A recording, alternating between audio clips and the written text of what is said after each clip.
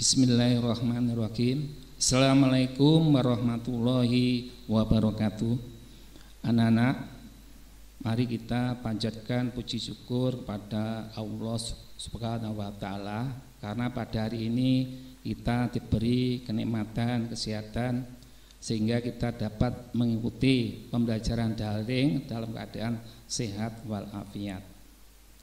Yang kedua, sholawat salam kita curahkan dumateng junjungan Nabi Muhammad SAW yang kita nantikan syafaatnya pada hari akhir. Anak-anak, sebelum pembelajaran kita mulai, mari kita berdoa. Semoga dengan berdoa ini kita dapat manfaat barokah untuk kalian semua. Berdoa mulai. Bismillahirrahmanirrahim. Rabbi tu billahi robba wabil islami dina wabi muhammadin nabiyya wa rasulah Rabbi zikni ilma warzuqni fahma birahmatika ya arhamar rahimin. Anak-anak, pada hari ini saya akan melanjutkan materi pembelajaran yang kemarin sudah diterangkan oleh Bu Elis. Sekarang saya melanjutkan, yaitu tentang menelaah teks persuasi. Nanti untuk kompetensi dasar yang harus kita capai, yaitu yang pertama yaitu 3.14 menelaah struktur kebahasaan teks persuasi yang berupa saran, ajakan, dan pertimbangan tentang berbagai permasalahan aktual, lingkungan hidup, kondisi sosial, dan atau keragaman budaya dan lain-lain.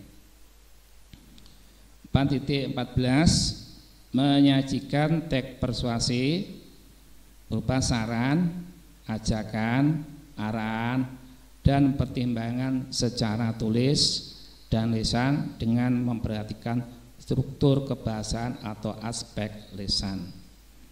Next. Untuk pengertian teks persuasi kemarin sudah dijelaskan, ini saya ulang kembali ya, yaitu teks yang menyajikan bacaan yang bersifat memujuk, menyuruh, atau mengajak pembaca untuk melakukan sesuatu perbuatan tertentu seperti yang diinginkan oleh penulis. Jadi di sini ada unsur ajaan ya. Ajaan memujuk supaya pendengar mau mengikutinya. Lanjut. Kemudian struktur teks persuasi ini meliputi 4 yang kemarin sudah diterangkan. Saya ulang lagi ya supaya anak-anak tidak lupa, yaitu pertama pembukaan.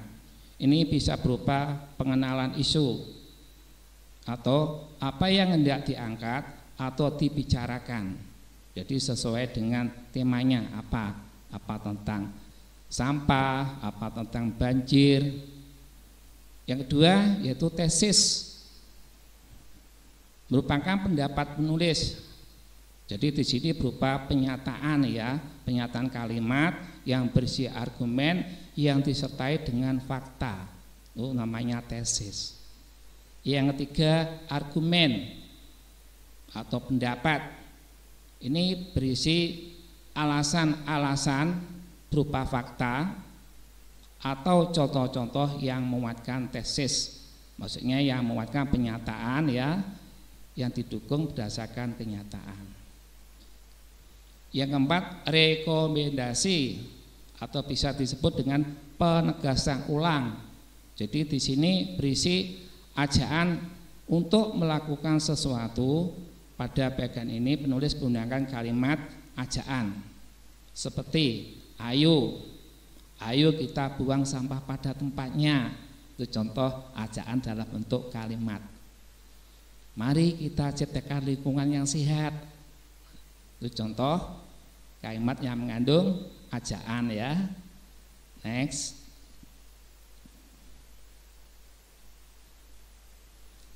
Kemudian lanjutnya yaitu ciri-ciri kebahasaan teks persuasi.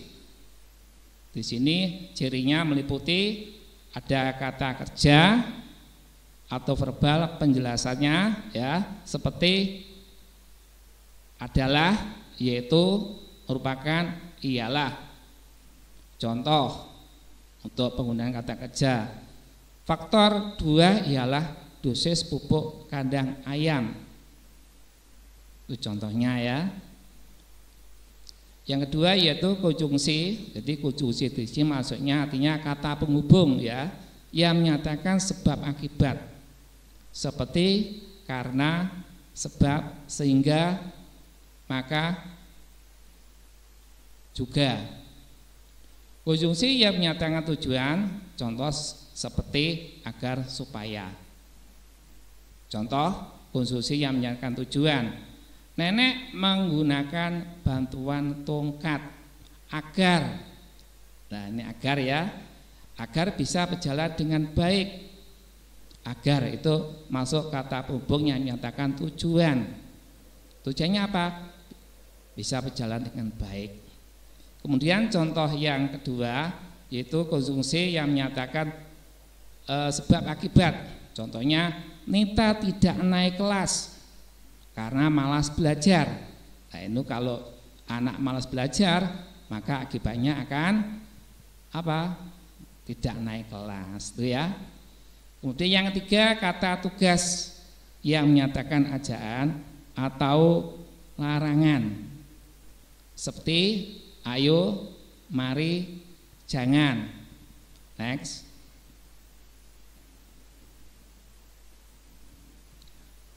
Contoh, jangan buang sampah sembarangan. Nih ya, jadi contoh yang menyatakan perintah larangan ya. Larangan untuk membuang sampah sembarangan. Kemudian yang keempat, partikel lah dan kah. Contoh, buanglah sampah di tempatnya. Jadi kata buang ada tambahan partikel lah, buanglah.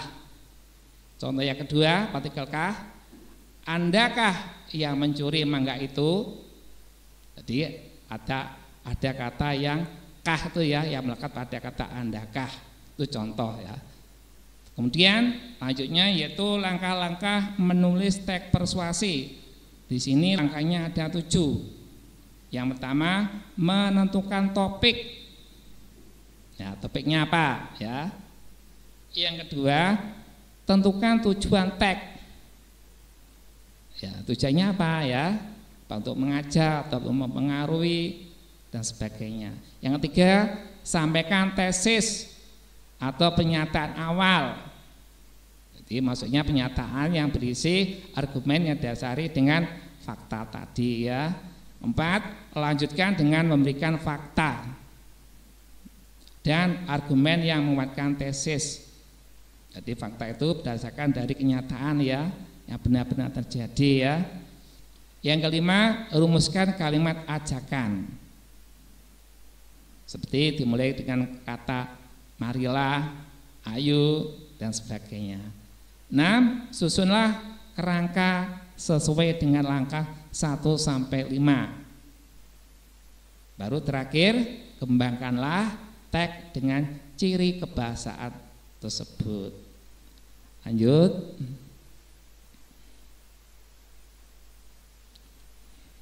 Jenis-jenis teks persuasi di sini ada 4 ya. Ada persuasif politik, yang kedua persuasif pendidikan, yang ketiga persuasif advertensi, yang 4 persuasif propaganda. Lanjut. Nah, di sini pengertiannya jenis persuasif. Yang pertama, persuasif politik. Di sini maksudnya dipakai dalam bidang politik oleh orang-orang yang berkecimpung dalam bidang politik dan kenegaraan. Yang kedua, persuasif pendidikan. Ini dipakai oleh orang-orang yang berkecimpung dalam bidang pendidikan dan digunakan untuk mencapai tujuan pendidikan. Seperti saya menerangkan ini ya, juga mengandung persuasif pendidikan, yaitu untuk mengajak anak-anak supaya apa? Mau mengikuti arahan atau pemberian materi dari guru. Nah, kemudian yang ketiga, persuasif advertensi. Ini persuasif iklan yang dimanfaatkan terutama dalam dalam dunia usaha untuk memperkenalkan suatu barang atau produk ya, atau bentuk jasa tertentu. Supaya apa? Supaya produknya dapat terkenal dan dapat orang tertarik untuk membelinya. Kemudian yang keempat, persuasif propaganda. Ini maksudnya persuasif ini sering dipakai dalam kegiatan kampanye. Jadi mempengaruhi pikiran seseorang untuk mau mengikutinya apa yang dipropagandakan. Isi kampanye biasanya berupa informasi dan ajakan. Tujuannya apa? Tujuannya akhir dari kampanye adalah agar pembaca atau pendengar menuruti isi ajakan kampanye tersebut. Lanjut. Ya, ini tugas nanti yang harus kamu kerjakan ya, anak-anak. Itu tugasnya ada 8 ya. Jawablah pertanyaan ini dengan benar dan jelas ya. Saya bacakan soal pertama, jelaskan yang dimaksud paragraf persuasi. Yang kedua, jelaskan ciri-ciri paragraf persuasi. Ya, kemarin sudah dijelaskan ya. 3, buatlah 2 kalimat persuasi. 4, jelaskan struktur teks persuasi. 5, buatlah 2 kalimat dengan konjungsi tujuan. 6, buatlah 1 kalimat persuasif partikel kah dan lah. Jadi yang menggunakan kah 1 lah 1. 7, jelaskan persuasif pendidikan. Terakhir, sebutkan langkah-langkah menulis teks persuasi. Ini masuk tugas yang kedua anak-anak ya. Yang kemarin tugas pertama yaitu tentang ulasan, ini tugas yang kedua yaitu tentang teks persuasi. Untuk yang kemarin ulangan harian ini untuk kelas 8A masih 10 orang ya. Yang lainnya segera untuk mengerjakan. Nanti kalau tidak mengerjakan nanti nilainya kosong ya. Saya mohon untuk khusus untuk kelas 8A ya. Kemudian yang untuk tugas-tugas yang pertama yang belum segera diselesaikan. Lanjut. Nah, ini untuk tugas yang tadi 8 tugas tadi ini jawabannya dikerjakan di kertas folio, kemudian difoto dan dikirim melalui WA dan dikirim ke gurunya masing-masing. Untuk nomor saya itu ya, Pak Edi nomor 0857 046 28772. Yang lainnya bisa dikirim ke gurunya masing-masing. Demikian anak-anak, saya akhiri dengan bacaan Alhamdulillahirabbil alamin. Selamat mengerjakan, semoga bermanfaat. Assalamualaikum warahmatullahi wabarakatuh.